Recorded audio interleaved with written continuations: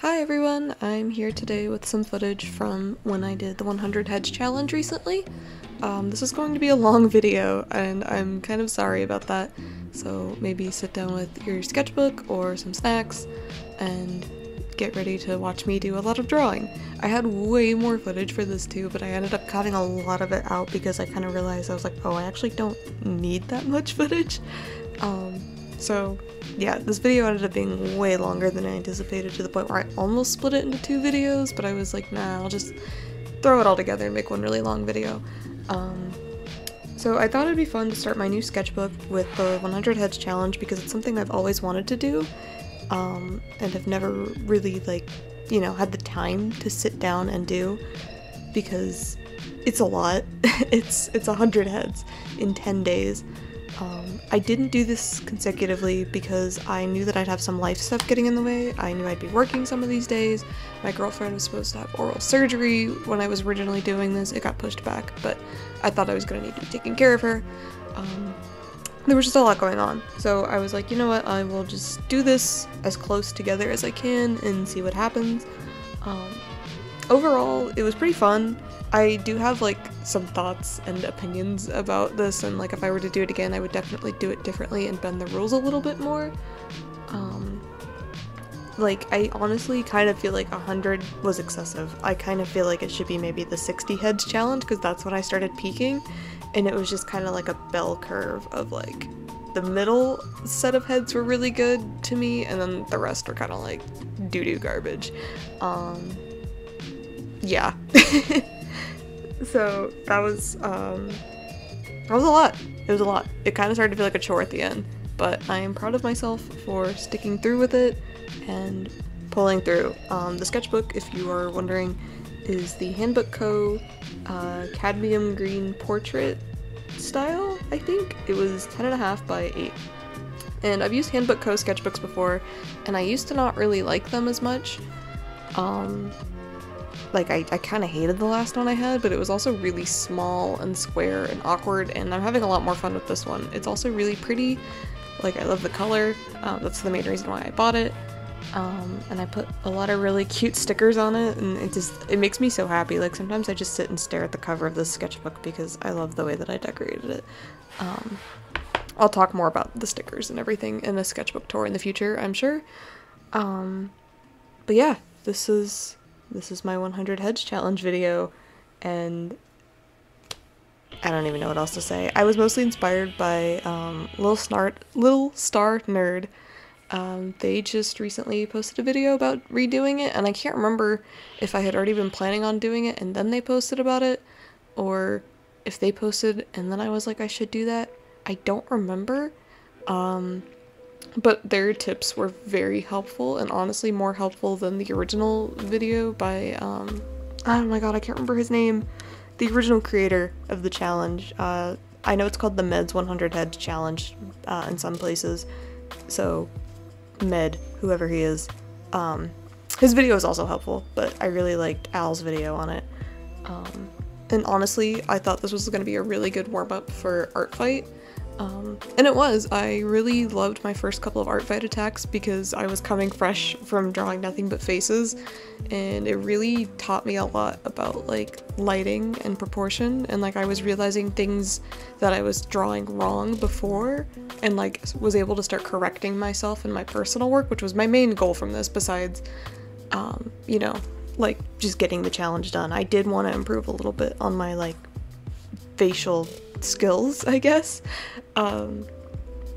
So honestly, it was a great idea to do this right before Art Fight, so if you do Art Fight and have never done this challenge, maybe next June would be a really good time to do it. I love the way that some of my first attacks turned out. I feel like I'm already kind of losing it again, losing a little bit of that spark, but that is okay. Anyways, I will kind of let the rest of this bit play out and start doing voiceover for each consecutive day that I did.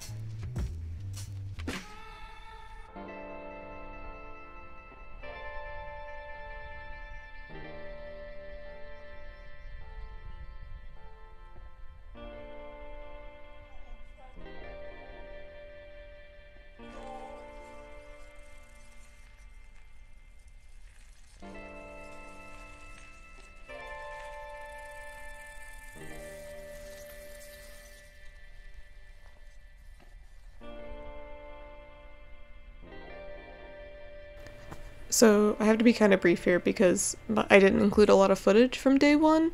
I had a lot of footage from day one. Like, I had like 3 hours of footage. I don't know why I recorded the entire drawing session. That was kind of stupid on my part because I only used like a couple minutes from it. But anyways, day one, I decided I was going to start this challenge with graphite because I planned out all the mediums I was going to use. I started with graphite because that's kind of like the first medium that you start with academically usually, and it really just forces you to focus on line weight and quality and value, and just kind of like, you know, you're gonna just draw. It was kind of relaxing, kind of stressful because I don't do graphite a lot, like, super seriously anymore. Like, I haven't since my freshman year of college, basically.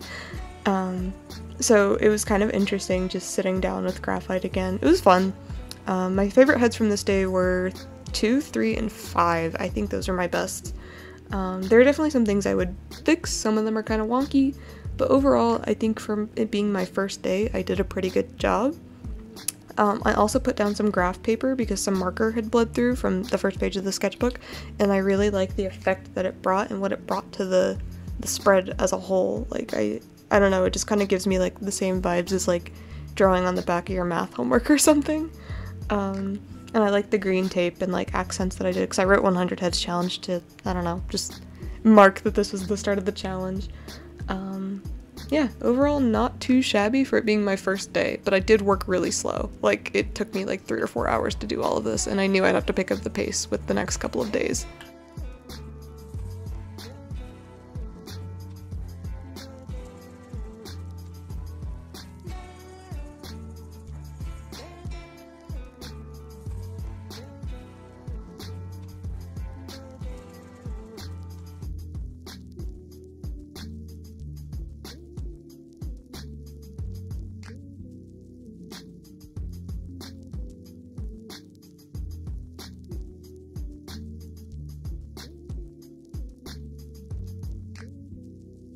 Day 2 of the 100 heads challenge, so 11 through 20, I went with Prismacolor pencil, because again, when I mapped out all of my mediums, I wanted it to kind of be like a smooth transition from one to the next, because, you know, like if I've done one that's similar recently, I guess it wouldn't be too jarring of a transition to move to the next, because of course these are all mediums that I play with a lot in my sketchbook. I also do a lot of mixed media, but forcing myself to just use one medium for a couple of days was kind of a lot. It was a little different than what I normally do.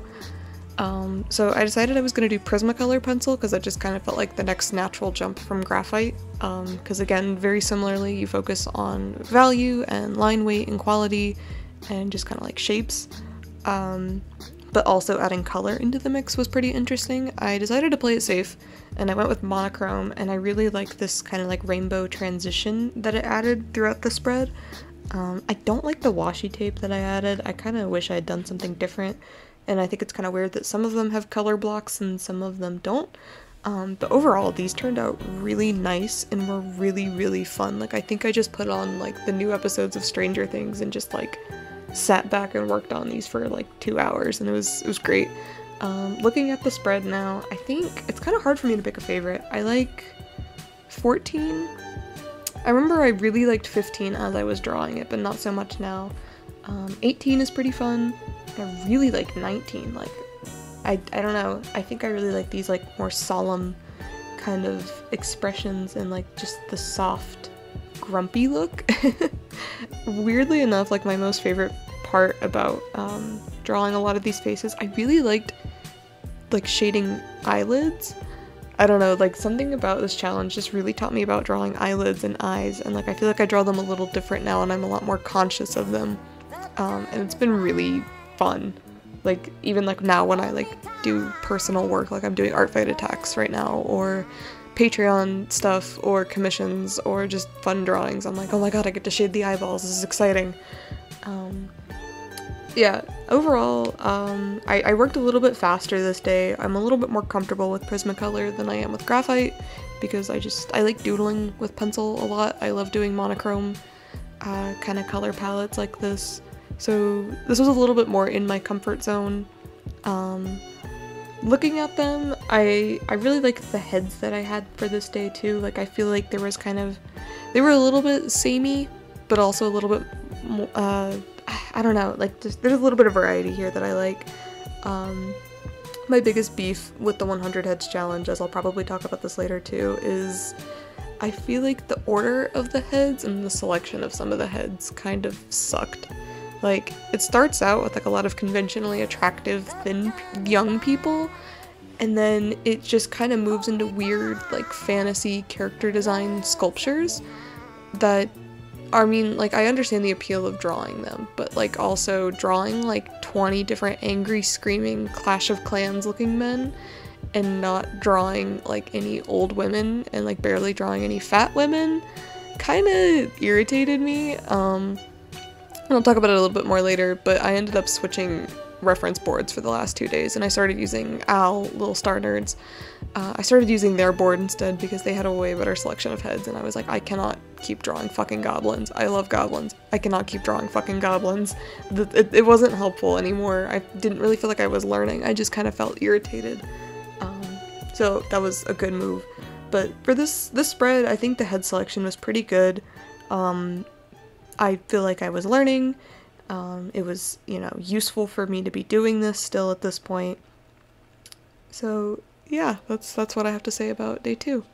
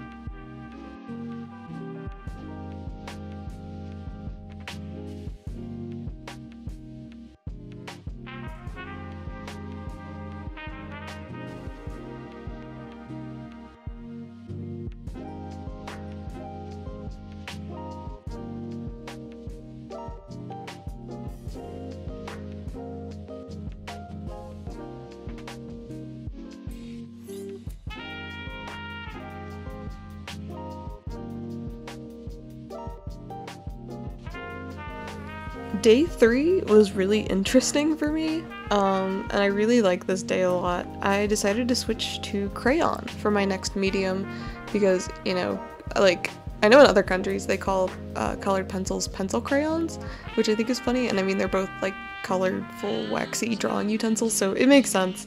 But I have a 24 box of Crayola crayons that like Thea got for me at Kroger for like $1 last summer because I had this weird urge to draw with crayons, and then I kind of didn't really use them that much. I don't know, I had like all these like cool like sketchbook spread ideas, and I know there are some artists that use crayons a lot on here. I know Audra Claire did a video with crayons. Gel Arts also uses crayon a lot, I feel.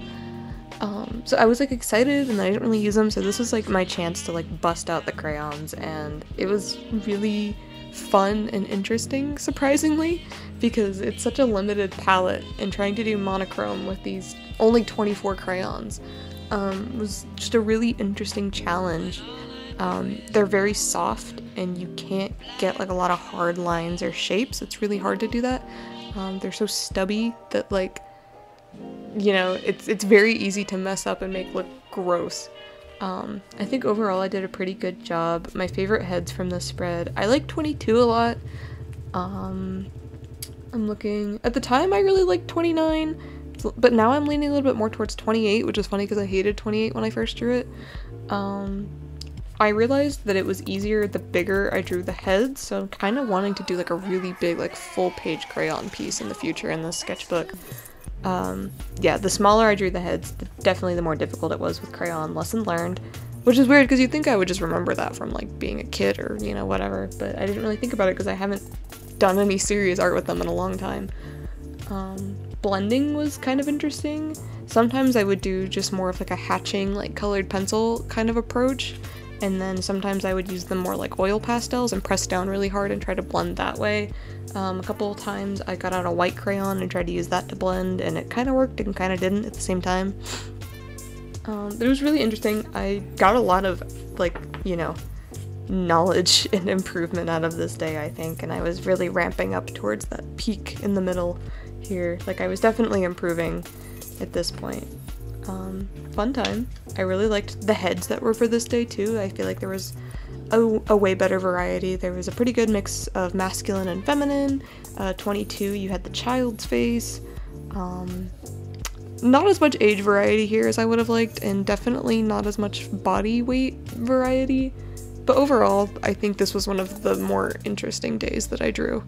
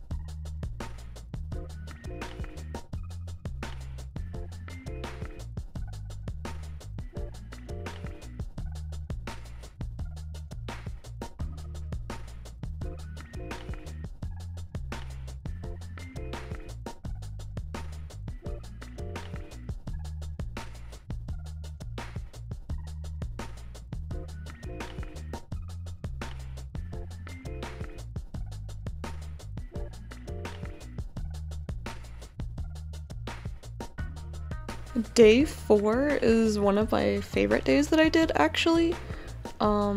Which is really funny because I was so discouraged at first. This day was really interesting because I don't think that the Handbook Co. sketchbooks handle wet media very well, and I feel like it used to.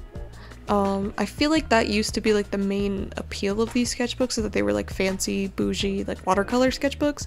Maybe like there's a different kind that I should be buying from them that like I'm not. Because I remember like when I was a kid, like I would watch Audra Claire's videos and she always used these sketchbooks and swore by them and did these like beautiful, beautiful paintings in them. And then when I finally got one a couple years ago, I was like, it's eating the paper. Like literally any paint will just like devour the paper if you're not careful. So for head number 31, I got very ambitious very quickly, and I was doing like a lot of really light layers, and by the time I got to like my 5th layer, like the paper was just like disgusting and wet and pilling up and, you know, warping really bad, and I was like, I don't know what to do, so I ended up just giving up on the first head. Like I literally wrote the word fail next to it, and I was like, well, I just gotta keep moving. I don't have time to sit around all day and, you know, just destroy this paper.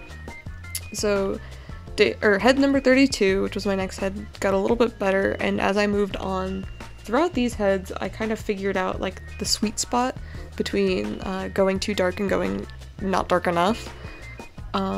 It's really hard for me to pick a favorite head from this spread because like I'm really happy with all of them. I love how I kind of used like this soft brown as almost like an ink brush, like line art on some of them.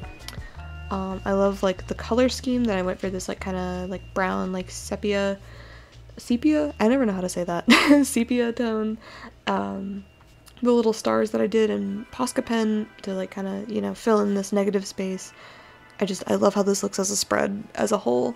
And then heads 37, 38, and 39 were really interesting. They started to lean into that wacky, unrealistic character design model sculpture thing that I complained about, but they were still grounded in reality enough that I could work with it. I didn't exaggerate the proportions as much as they were on the sculptures because I wanted them to feel a little more realistic, and I think I hit like a pretty good spot between like stylized and more realistic. I think I really like head number 34, 38, and then honestly 36. I had to look at the page for a second because I numbered it a little weird. Those heads are probably my favorite. 34 feels a lot like these artists that I used to look up to online. I can't think of any specific ones, but I used to follow a ton of watercolor artists when I was in high school because I had a brief obsession with watercolor. I think it's also worth mentioning this watercolor palette I used. I've literally had since I was a sophomore in high school, and now I'm about to be a junior in college. It's the Koi travel watercolor set that like everybody had for a while. Mine is so old and so disgusting. I have these little Gravity Falls stickers on it that I've had on there since... I've had those stickers since the 8th grade, but I put those stickers on when I was in 10th grade. That's what it was. I've had this palette for so long, and I don't know if I'll ever like not use it because it's still holding up pretty well. I've had to refill a couple of the colors with like different watercolor tubes I would find at my high school. But it's a pretty durable palette, pretty good. It's so small it can just fit in my purse, and I can bring it with me places. Like I just brought it to the beach last week with my girlfriend and her family. My best friend in high school and I used to go sit at cafes for like, I say cafes, it was a Starbucks. We would go sit at Starbucks for hours and hours with our little watercolor palettes and sketchbooks and draw dicks on each other and make stupid jokes and look at weird DeviantArt stuff, and it was amazing. Yeah, I don't know. I'm pretty happy with this spread. A lot of people on TikTok seemed to like it too, because I was posting these on TikTok every day, so that was really validating. It was very rewarding to have people tell me these looked good. I feel like D from that one Always Sunny moment, you know? But yeah, that's day 4. I am so... How are you feeling about all of what I'm doing? Did you like that? Did you think that was good? Tell me I'm good. Tell me it was good. Tell me I'm good. Tell me I'm good. Tell me that was good. Tell me I'm good. Tell me I'm good. Tell me I'm good. Tell me I'm good. Tell me I'm good. Tell me I'm good. Tell me I'm good. Tell me I'm good. Thank you. Is it that hard? Oh. What is happening?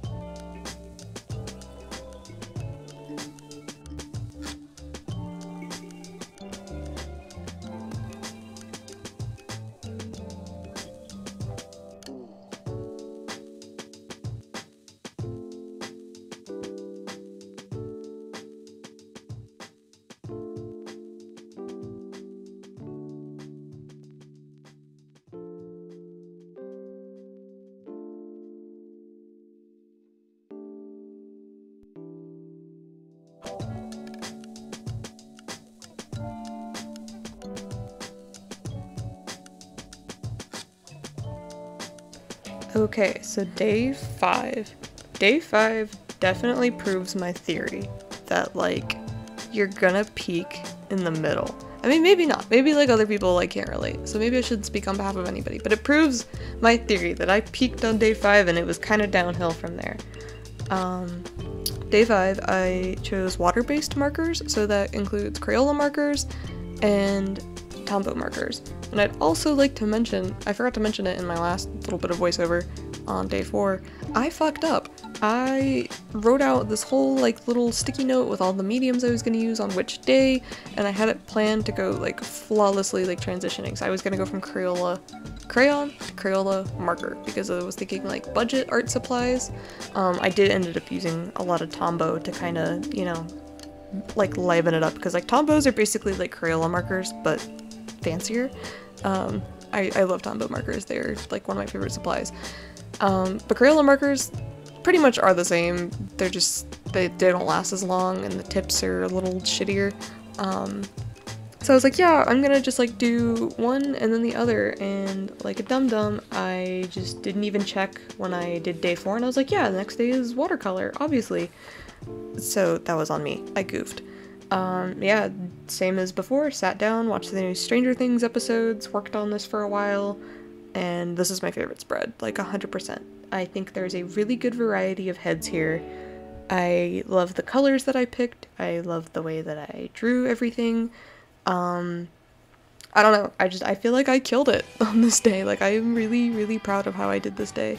I think my favorite heads are 42, 45, and 49, which also makes me really happy because I keep thinking about this like critique that I got from my figure drawing professor last semester, because we had to draw, I think it was like 10 hands and 10 feet, and I was like, yeah, like, my heads, or my feet that I drew at the beginning weren't very good, but the ones I drew at the end were really good, and he was like, well, that's nice, but what you should be shooting for is consistency. Your first feet should be as good as your last feet, because this is like homework that you're turning in. And I was like, damn, that's true.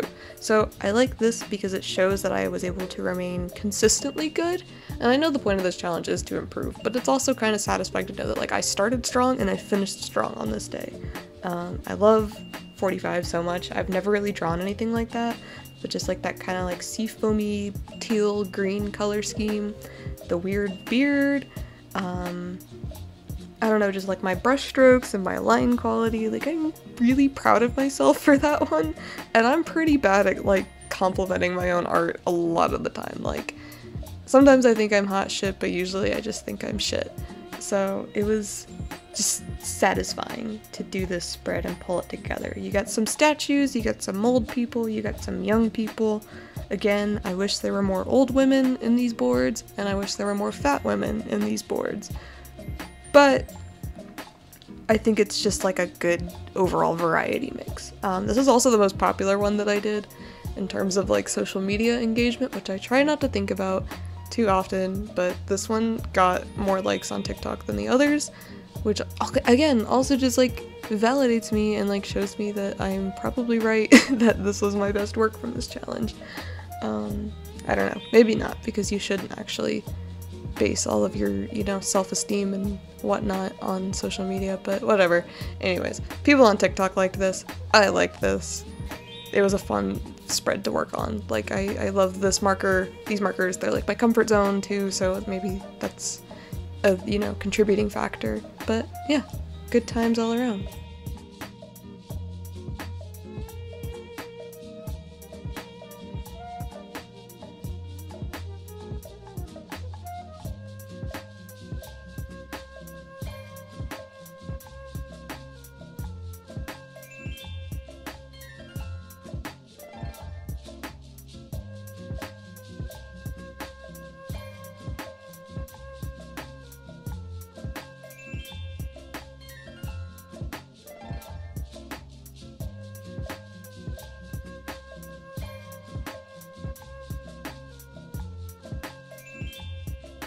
Okay, so day 6, I had to think about it for a second. Day 6 was alcohol marker. And this is one of my least favorite spreads that I did. Like, immediately, like, I had a bad time doing this. I was, like, just distraught because I was like, it looks gross. I'm not having a fun time. I don't like alcohol marker. I'm sure a lot of you can relate. Alcohol markers were, like, the big thing with like the art community like online a couple years ago. Every YouTuber had like the fucking 500 set of Copic markers, and they would be doing sponsorships with like Prismacolor markers and Winsor & Newton markers. Oh my god, who else made them? Ohuhu, what is it, Artfly? Was that a, and the Arteza? Was Artfly a brand? I think that was a brand. What happened to Artfly? Do they still make stuff? I just remember like everybody I followed was getting some kind of alcohol marker sponsorship with one brand or another, and they'd be like, look, I drew these super cute anime girls with alcohol marker on this really expensive paper, and if you buy this pack of markers, you could make really good art like me. So naturally, when I was in middle school and a little bit of high school, I thought that these would just be like the tool to unlocking like the perfect sketchbook. And I realized that wasn't true, and I really don't like alcohol markers. They stink, they like always bleed so heavily, like not just bleeding through the side of the paper, but like feathering and being disgusting and looking gross and muddy was a huge problem I had with them. I still use them from time to time. Like, I literally used alcohol markers at the beginning of this video for the main spread, because my Michaels had like a big clearance bin of like all of these alcohol-based tombos for like $1, and like I like working with like Copics when it's like 1 or 2 of them and I'm just using them to sketch. Anything more than that, I hate alcohol marker. So anyways, this spread I tried to do like complementary colors and like opposite colors. Like, I looked at the color wheel that I have above my desk and I was like, okay, so if I'm using a red base, I could try to shade with green. And it looked gross. It looked like baby vomit. People still were pretty nice to me about this spread online. I got generally positive feedback about it, and people were like, no, it looks cool, but I hate it. I used a mix of Copic marker, Tombow alcohol-based markers, Ohuhu markers that I bought in 9th grade because everybody on YouTube told me I needed to, and they were shit. They were shit markers. They were like $20, and that's a pretty good deal for that many markers, but they sucked. And I like almost never used them past like 9th grade. And then, what else? I think I used a couple Copics. I don't know if I said Copics, but I definitely used some Copics. Because again, a couple years ago, Michael's put a bunch of Copics on clearance, so I got a lot of those. I don't know, some of these look kind of cool. I kind of like 52. 53 is probably the best one I did. But I also will say I do like the contrast of the orange and blue on 55. It doesn't match the rest of the spread, which irritates me, but I kind of like the sketchy orange over the like shaded blue. I think that was kind of a cool touch.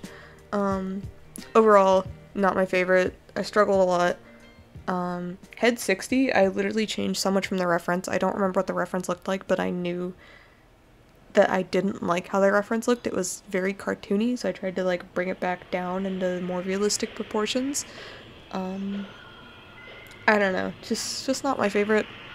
That's all I really have to say about it. I'm just gonna keep saying that over and over. Not my favorite, could have done better. I don't know what I would do differently though, besides just not doing alcohol marker.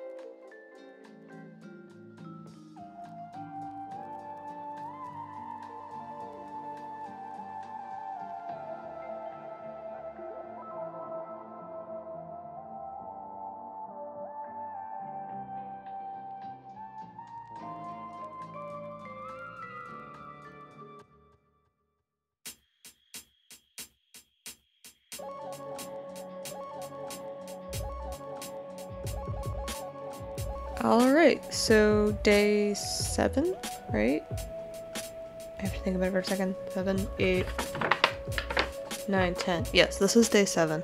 Oh my gosh. I keep losing count already. Day 7, I went with pen and ink. I haven't really done pen and ink in a long time because I didn't do Inktober the last 2 years. Like, once I started college, I gave up on doing Inktober. It was something fun and easy to do in high school, but like when I got to college, I realized it was just going to get in the way of homework and I'd be more likely to burn out, which would again affect my homework. And also just, I don't know, I kind of have like weird vibes about Inktober since the stuff happened with the Inktober guy. I don't know if anybody knows what I'm talking about. I don't fully remember what happened with him, so I'm not gonna go into detail about it.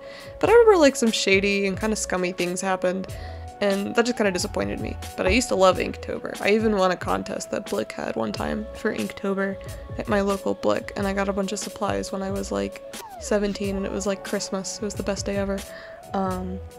So for this, I used, I don't even know what brand of ink I have. It's so old. I bought it from Michael's in high school when I decided I was going to do Inktober for the first time. It says Higgins? I guess it's Higgins brand. I've never actually heard of that brand, I don't think. It's non-waterproof black ink, and I would just put a little bit down. I think I used like an extra business card from a classmate as a palette. I'm so sorry, classmate. I promise, like, I have another clean copy of your business card. I just accidentally took 2, so I used one as like a palette. I put a little ink down and watered it down, and I used a brush. But to sketch, I used these little cat pens that I have. I got them off of Amazon. They're just weird. Like, what does the brand even say? I can't even read it. It says like iHow. I've never thought of them about them actually having a brand. They're these little Chinese cat pens. They're so cheap. And like they have like no pen pressure at all, which I love. Like it feels like I'm drawing in Microsoft Paint with these, so they're really fun. But they have little cats on the what is it, the lid? The pen cap. There's a little cat with little paws, and it says "The Cat's Story, a Good Luck Wish for You," and they're cute. A girl that I do in high school gave me one, and I was obsessed with it, and I used the entire pen up, and then I finally found them online and I ordered more. So yeah, pen and ink. I would sketch with those pens, do a wash of ink over them. I'm pretty happy with these. This is when it started to teeter into like the angry Clash of Clans screaming men era of the heads, I guess. And that kind of irritated me because again, a lot of these were really, really cartoony and I just kept trying to bring them down into reality. My favorite heads from this, I like 61, 64, 65, 66 is actually pretty good too. I like the way the lighting looks on that one a lot.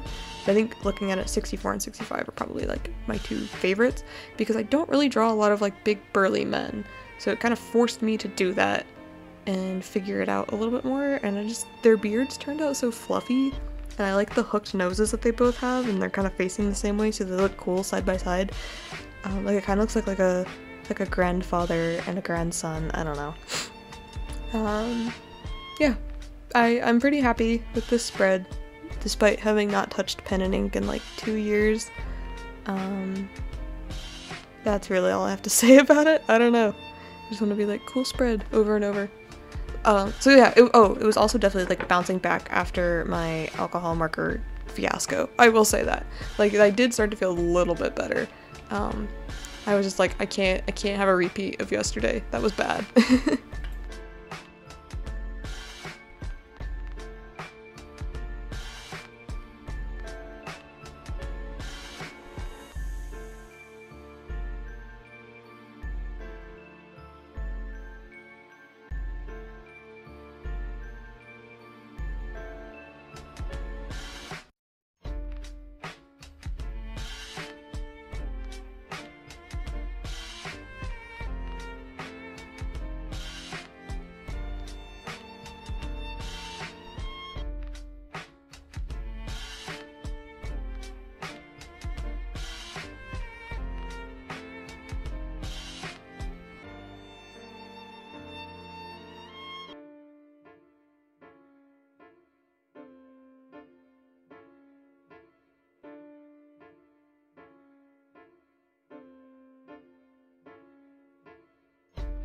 So for day 8, I did gouache. In my original plan, I was gonna do pen and ink, then watercolor, and then gouache, but I'm a dummy and I messed that up. I also put these on like one spread, the gouache and the pen and ink on one spread, because I knew I was gonna do them in black and white, and I thought they'd look cool side by side together, and also just sometimes doing a whole spread felt more exhausting and challenging than just doing like one full page. My gouache ones, I think there's like a strong foundation here for something, but overall I feel like they're kind of weak now that I'm looking back on them. I don't know, I think part of it was the sketchbook not being able to handle wet media very well, and that scared me because I was scared I would just like totally destroy a painting or destroy the paper. And then I don't know, I really, something about these just feels kind of weak to me. I feel like I could have pushed them further somehow, but I'm not quite sure how, looking at them. They kind of feel like the starts of sculptures, which makes sense because a lot of these were character sculpt designs. So I was just kind of focusing on like shapes and lighting. I think my best heads from this day were probably 70. I like 74. 71, again, there is a foundation there for something good. It just needs a little bit of something. 76 is fun, but I think I just had fun with that one because he looks like Eggman. Like, I don't know if anybody else sees it, but I think he looks like Eggman. I hate the way 78 and 80 look. 80 was weird. 80 was like Frankenstein, and I didn't want him to look like Frankenstein, but he still kind of looks like Frankenstein. So this was the last day that I actually did from the meds board. Like Meds 100 Heads board, the official one, because I don't know, like looking at this, they look like Clash of Clans thumbnails. Like look at 77 and look at 80. They look like little app store men that are supposed to get you to buy those shitty gacha games. No offense to the people that obviously designed these characters and sculpted them, it's just when you have like 100 of them together, it looks like the app store.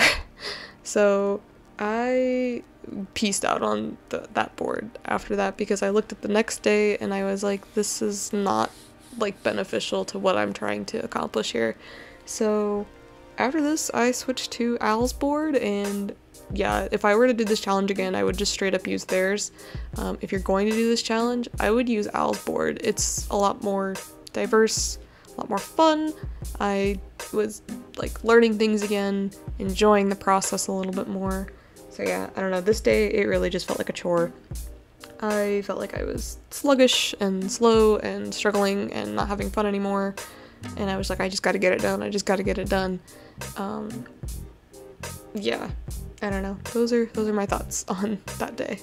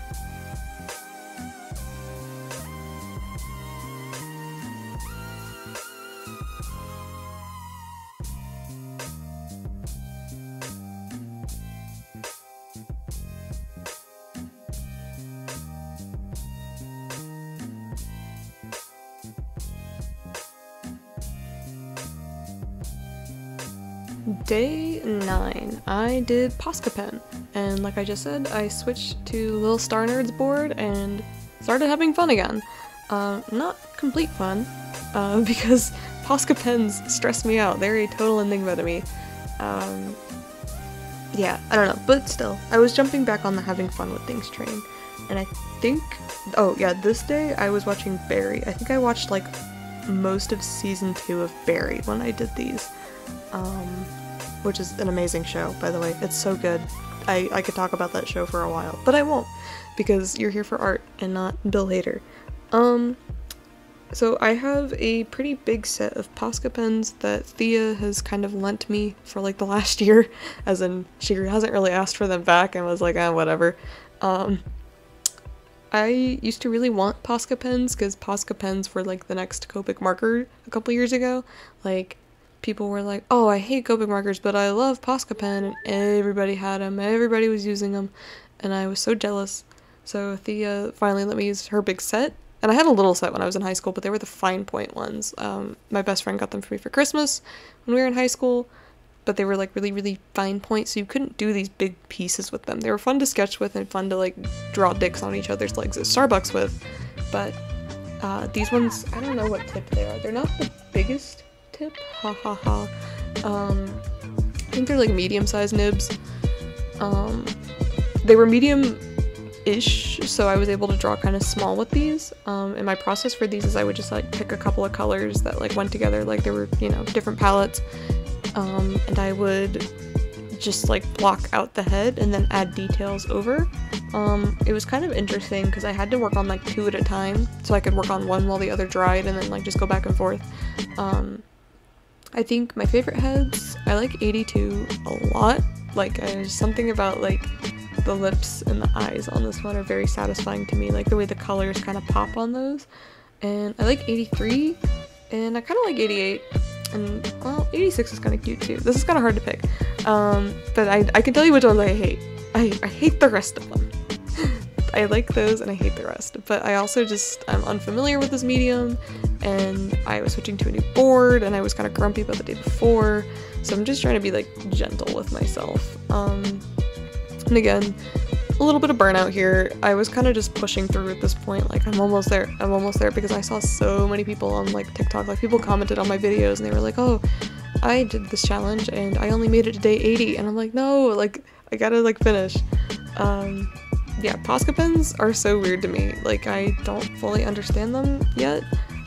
This definitely helped me get a better grip on them, but they're still not my go-to medium to do like a piece entirely with. Like, I love doing mixed media with Posca. I love adding accent marks with them. I like that they're so opaque that you can draw over pretty much anything, but they do like this crumbly thing. I'm sure if you've used them before, you know what I'm talking about. And then like sometimes they fight against the tooth of paper. If you're using a different kind of paper, they'll just fight against the tooth of paper and like splatter everywhere, and it's so weird and irritating. Yeah, so I don't know, Posca pens are still new to me, but I'm proud of myself for jumping in and figuring out a little bit more about them. Yeah, I see why they're popular, because they kind of like replicate digital painting a little bit, like that's kind of what they remind me of. But they're not really for me fully. I'm never gonna be like a 100% Posca artist, I'll tell you that.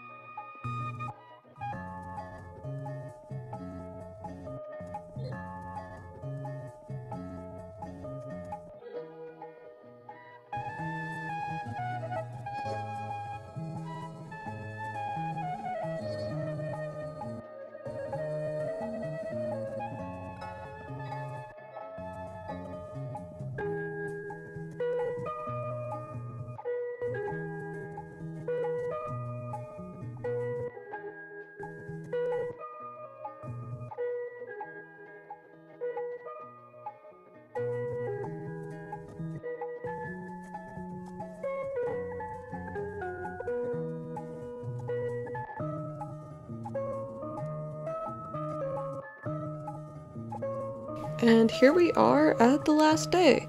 On my little guide that I made for myself, I put free-for-all. I didn't really know what I was going to do with that yet, so I decided to do what's kind of been my favorite sketching method lately.